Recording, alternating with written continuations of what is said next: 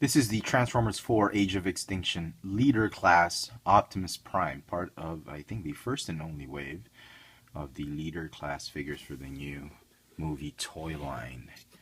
Not to be confused with the first edition Leader Class Optimus Prime. We'll get to that in a while. Here is a look at the packaging. Fantastic artwork. Has the Sword of Judgment and the Vector Shield. But in the first edition, it's the Sword of Justice and the Sentinel Shield.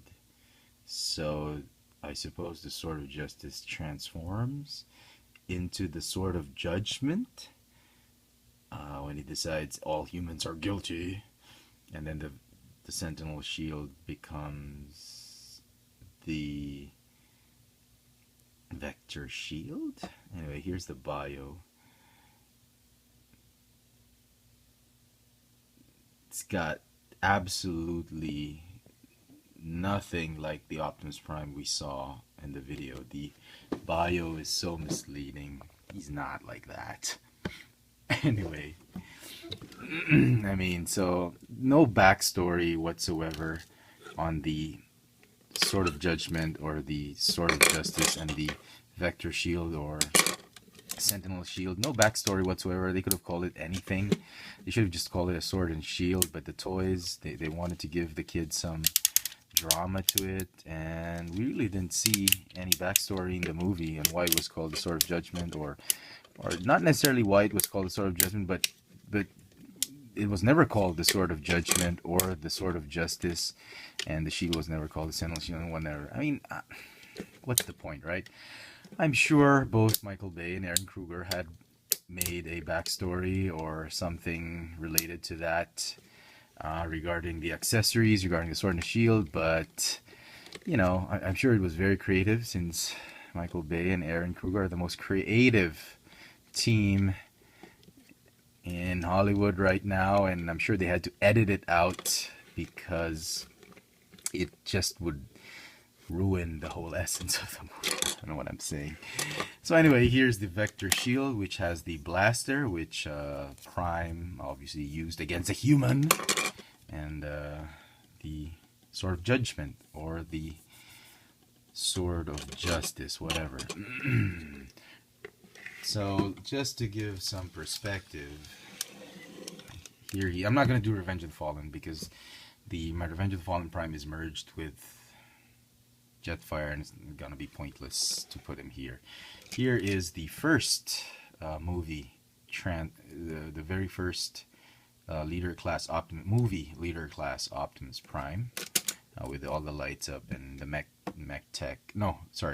automorph technology, and it is so chunky. There's so much plastic they used here, and the rubber tires are here, and it's nice that they went back to their roots and bringing back the rubber tires, albeit smaller. No chrome parts on this one, but you see how far the toys have gone through a transformation, literally, pun intended. From the first movie to, we must protect all life. All humans must not be harmed.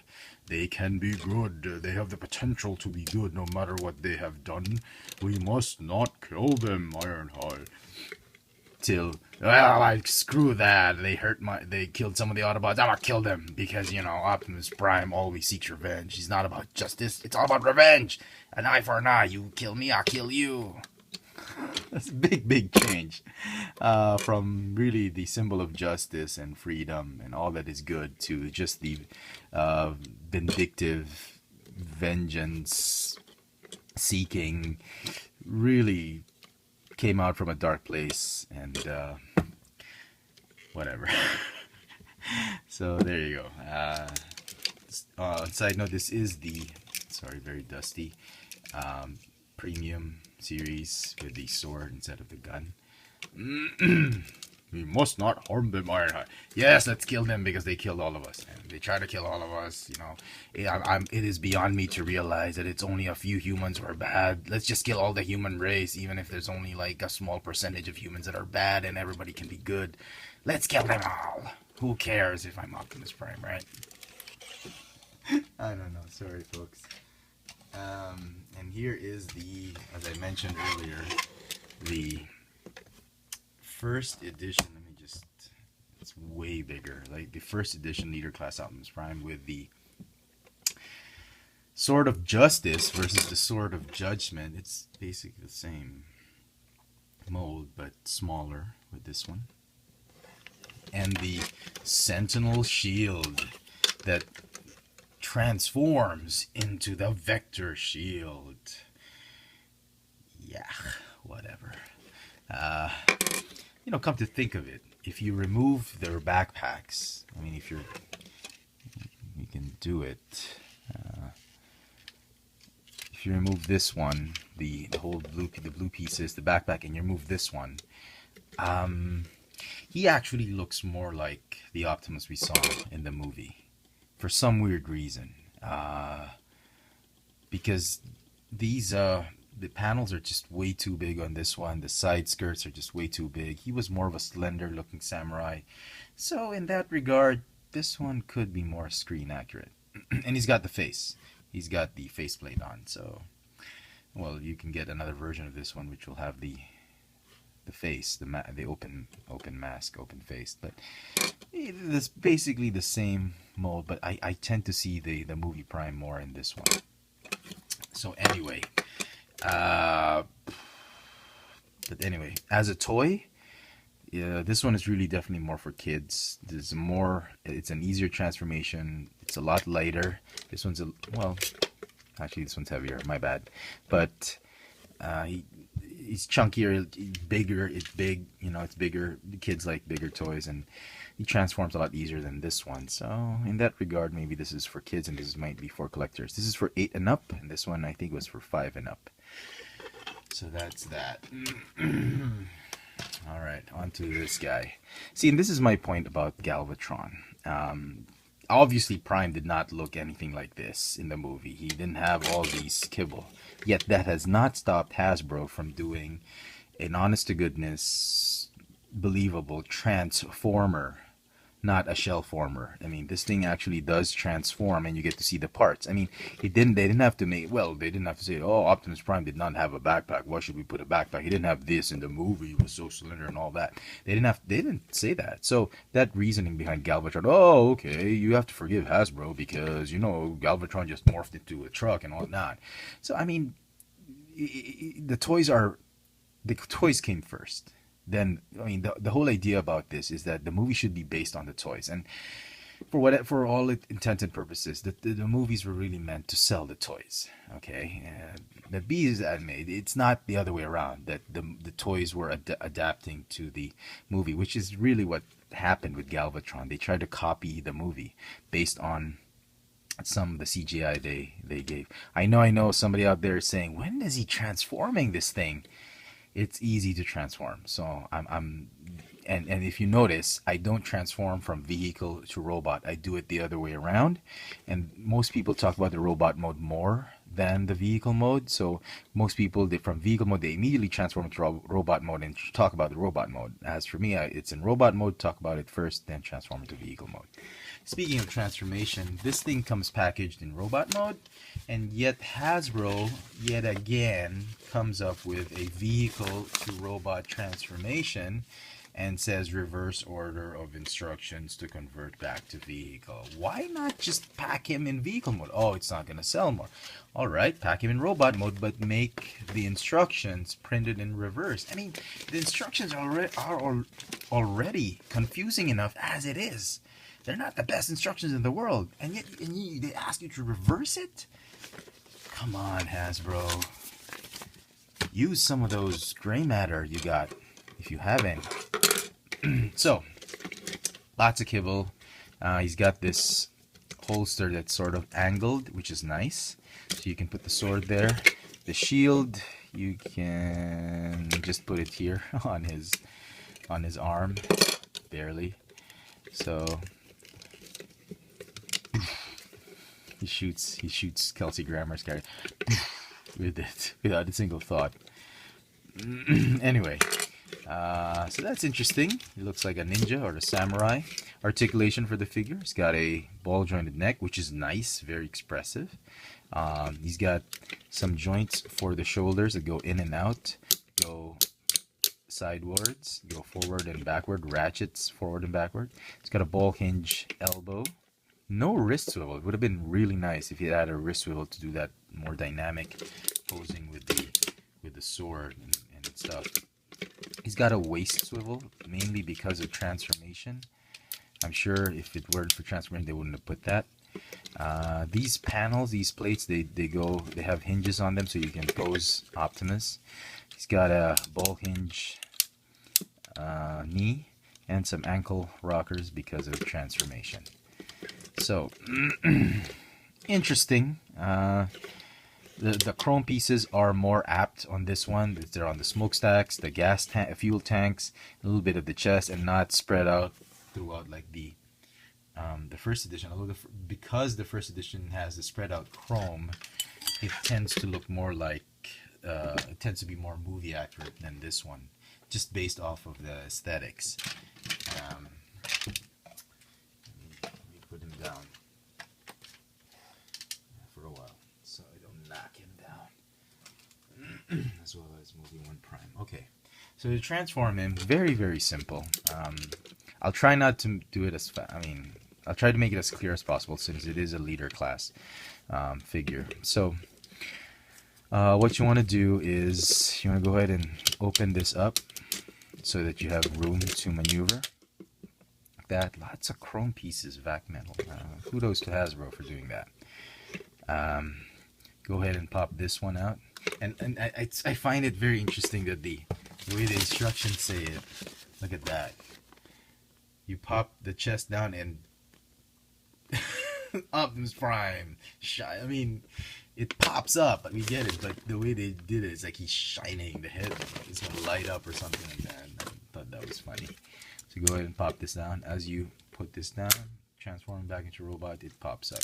It's not gonna lock in as much as unless you lift this up because there's a button that gets pressed. I'm sure you already knew that. Wait, let me fix the head. Okay. All right, just keep this like that, and then this one like this. Go ahead and rotate. Oh, my fingers are stuck. Sorry. Rotate the waist like that, and there is a false panel right here, so you can flip the. You can flip. Rotate the wheels to their prone position, and then here, this is nice.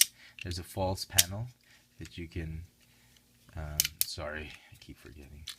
Fold up the feet. Let's do that again. My bad.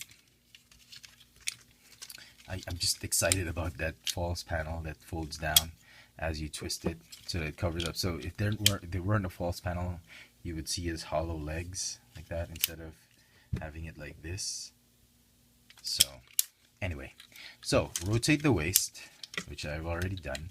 Rotate these to the prone position, to the cab position. Fold in the feet, and he still has those spikes, knight spikes. And then go ahead and rotate the top part of the cab, which is actually his feet, like that, and you get to see the front part of the Western Star truck. Go ahead and fold these. There's a lot of intricate transformation involved with the feet, just with the feet and legs alone. I wish they could have put more transformation with the backpack, since it is the leader class, not the regular edition, not the first edition. They could have easily folded this and collapsed it somewhere, maybe gotten rid of this piece. This is so flimsy. I mean, they could have easily sort of made it attach here somehow, or I don't know. I'm not an engineer, but I mean, there's so many things they could have done. I mean, they've done so much with the front part of the truck and the feet, which I mean, there's so much talent involved here. They could have done so much here, and I don't know if it's laziness or budget constraints or the Hasbro monkeys trying to get involved in the decision-making process. I don't know, but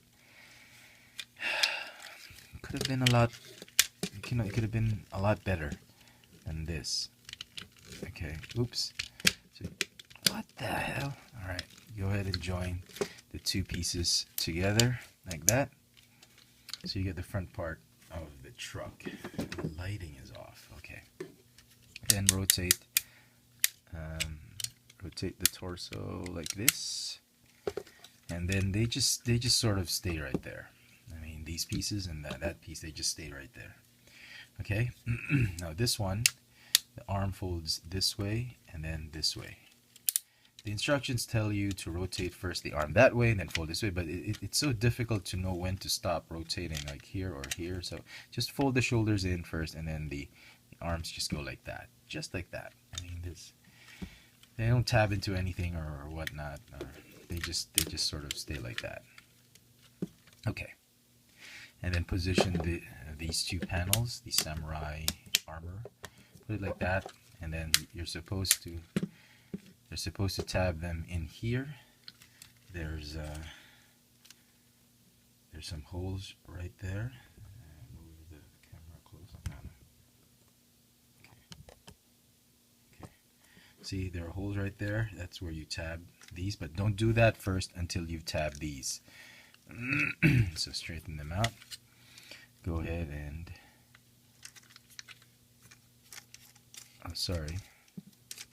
pop this up, that, pop this down like that, fold it this way, and then these hooks, they